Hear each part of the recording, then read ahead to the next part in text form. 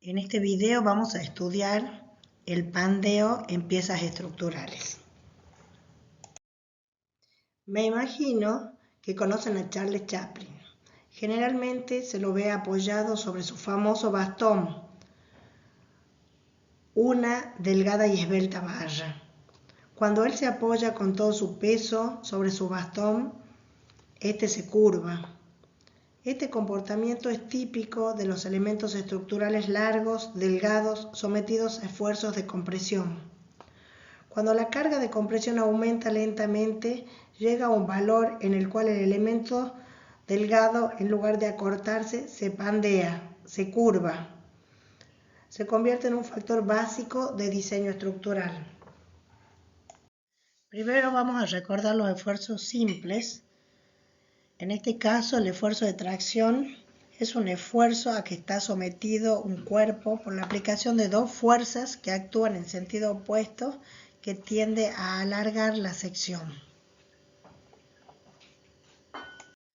La compresión es un esfuerzo simple a que está sometido un cuerpo por la aplicación de dos fuerzas que actúan en sentido opuesto y tienden a disminuir la pieza estructural. En este caso es una columna, es una pieza esbelta que sufre pandeo, y en este segundo caso es un pilar, que es una pieza corta que sufre un esfuerzo de compresión pero no tiene pandeo. Al considerar elementos estructurales sometidos al trabajo a compresión, se distinguen piezas cortas y piezas largas o esbeltas, basadas en la relación entre las medidas de sus longitudes y sus secciones transversales. Las barras, llamadas cortas, experimentan únicamente esfuerzos de compresión que se manifiestan con acortamientos de sus longitudes y ensanchamientos transversales.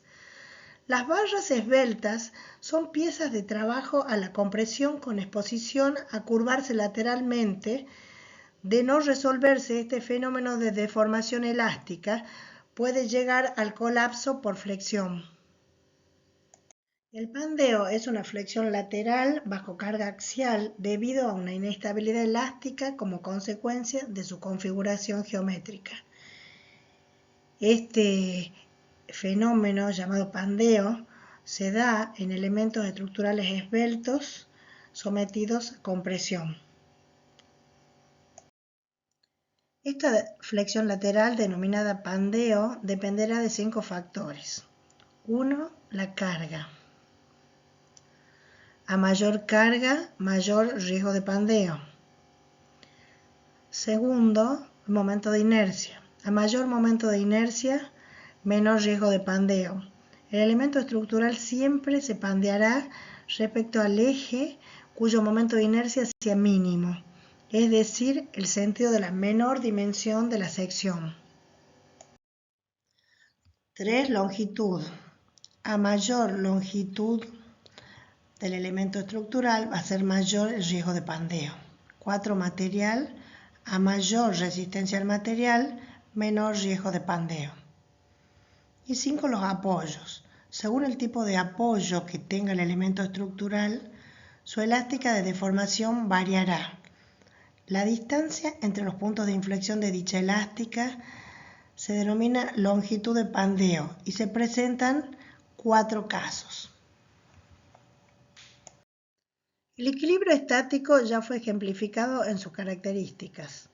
Podemos encarar la interpretación del equilibrio elástico presentando en paralelo una barra esbelta empotrada en un extremo y sometida a una carga axial en el extremo libre, imaginada en un mismo material homogéneo, y en su constitución y comportamiento se dan los casos siguientes.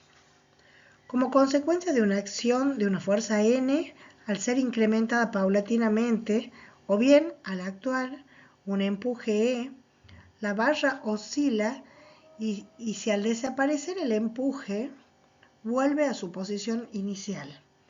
La barra cuenta con un equilibrio estable. Se presenta la misma experiencia anterior, pero la pieza no recupera su posición. Por el contrario, conserva una deformación si está frente a un equilibrio elástico indiferente. Y finalmente, se tiene una situación extrema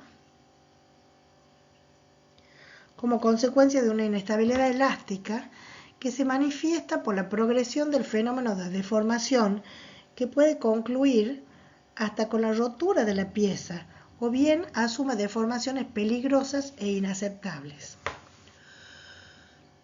De los tres casos presentados, el primero es el que ofrece la solución correcta de equilibrio elástico, estable.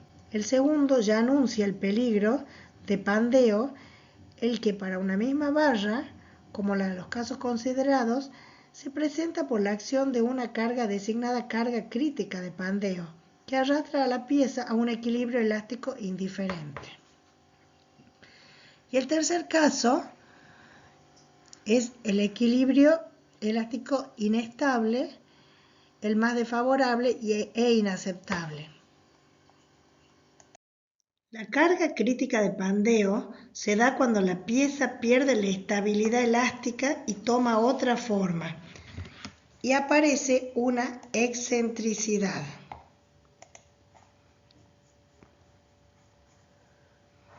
Ya el científico suizo Euler fue quien propuso una fórmula para determinar la carga crítica de pandeo, donde podemos ver que la carga crítica va a depender de una constante que va a depender de los vínculos de la columna por el módulo de elasticidad por el momento de inercia, que ya habíamos hablado que era la rigidez de la pieza. Cuando mayor es la rigidez, mayor va a ser la carga crítica que puede soportar, sobre un coeficiente de seguridad por el largo de la pieza al cuadrado. O sea que cuando más esbelta es la pieza, menor va a ser la carga crítica que pueda soportar. La longitud de pandeo, según los casos de Euler. Podemos observar que la longitud de pandeo va a ser donde se producen los puntos de inflexión según los vínculos que tenga la columna. En el primer caso, donde la columna es un mástil y está solamente empotrada en la base, podemos observar que la longitud de pandeo es igual a 2 veces la altura. En el segundo caso, cuando la columna es doblemente articulada, la longitud de pandeo va a ser igual a h. En el tercer caso, donde la longitud de pandeo es igual a 2/3 de h, la columna está empotrada en la base y articulada en la parte superior. Y en el segundo caso, en la columna bien empotrada, la longitud de pandeo va a ser igual a 1/2 de h. Podemos observar también que según va avanzando y haciéndose más chica la longitud de pandeo, va pudiendo recibir la carga crítica es mayor, o sea que puede resistir un mayor esfuerzo sin pandearse. Habiendo analizado los vínculos y las longitudes de pandeo, podemos observar en esta diapositiva la deformación que tienen las columnas por compresión según van variando los vínculos. Las barras esbeltas con un empotramiento biarticulada o doblemente empotrada y sus gráficos de deformaciones por compresión. Podemos decir que los vínculos, el material y la sección son condicionantes del pandeo. Ya pudimos hablar de los vínculos y de los casos de Euler, donde la longitud de pandeo tiene una gran influencia en las condicionantes del pandeo. El material y la sección, que E por J multiplicados es la rigidez de la pieza, también son muy importantes para que la pieza no se deforme. Estos son ejemplos donde podemos ver que en el diseño de la columna conviene alejar el material de los ejes de inercia. En el caso de la columna conviene alejar de los dos ejes. Cuando más lejos esté del eje de inercia X o el eje de inercia Y, más resistente va a ser la pieza estructural. Estos son ejemplos tanto en madera como acero, donde podemos ver cómo se aleja el material de los ejes de inercia para lograr mayor resistencia. Estos casos de abajo son muy interesantes y ustedes lo van a usar en el trabajo práctico, donde podemos observar la unión de la columna con la viga. En este caso es una viga de sección simple con una columna de sección doble. Y en el caso de este, que está al costado, la columna es de sección simple y la viga es de sección doble. Estos encuentros son los que ustedes van a diseñar en el trabajo práctico. Para explicar el radio de giro o el radio de inercia, vamos a partir del concepto de momento de inercia visto anteriormente, donde decíamos que el momento de inercia es la propiedad de la forma de la sección resistente a la deformación. Podemos observar que el momento de inercia es igual a la sumatoria de los elementos de área por la distancia al cuadrado de los ejes de inercia. Cuando analizábamos el momento de inercia, vimos que el momento de inercia, según los ejes X, iba a ser la sumatoria de los elementos de área por la distancia al cuadrado al eje X. Y con respecto al eje Y, es exactamente igual, es la sumatoria de los elementos de área por la distancia al eje Y al cuadrado. Si expresamos el momento de inercia en función de un área total y lo concentramos en un punto, podemos decir que el momento de inercia es la sumatoria del elemento de área por el radio de inercia al cuadrado. El radio de inercia va a ser la distancia que hay dentro de un elemento, en este caso es un óvalo, que hay entre el centro de este elemento y el elemento de área. Este elemento de área es la suma de toda el área que estamos analizando.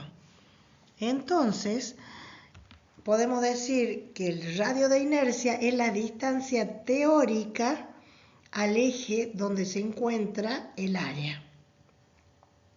Si despejamos esta fórmula, podemos decir que el radio de inercia es igual a la raíz cuadrada del momento de inercia sobre el área de la sección. De esa manera podemos observar que una columna, cuando tiene un mayor momento de inercia y también un radio de inercia, mayor distancia al eje neutro, va a tener menor deformación. Cálculo de columnas a compresión con exposición al pandeo. Lo primero que se hace es determinar el área de la sección. Área igual a la carga sobre la tensión admisible. El área obtenida representa la sección necesaria de un determinado material para soportar la carga, pero no tiene en cuenta el riesgo de pandeo. Para evitar el pandeo tendrá que tener mayores dimensiones. Por tal motivo se sugiere duplicarla para que sus dimensiones se aproximen más a la definitiva. Luego se calcula el momento de inercia con respecto al eje X y con respecto al eje Y. En caso de ser perfiles se va a tabla y se busca el número de perfil, el momento de inercia, etc. Luego se determina el radio de giro mínimo, que es igual a la raíz cuadrada del momento de inercia sobre el área. Después determinamos la esbeltez, que es igual a lambda, que va a ser igual a la longitud de pandeo sobre el radio de giro mínimo. La longitud de pandeo estará en relación de los vínculos, como vimos anteriormente. Y con el valor de lambda se va a tabla y se obtiene omega, que es un coeficiente de mayorización de carga. Luego verificamos las tensiones con la siguiente fórmula. La tensión admisible del material va a ser igual a la carga por omega sobre el área. Y esa tensión admisible tiene que ser menor o igual que la tensión admisible a compresión.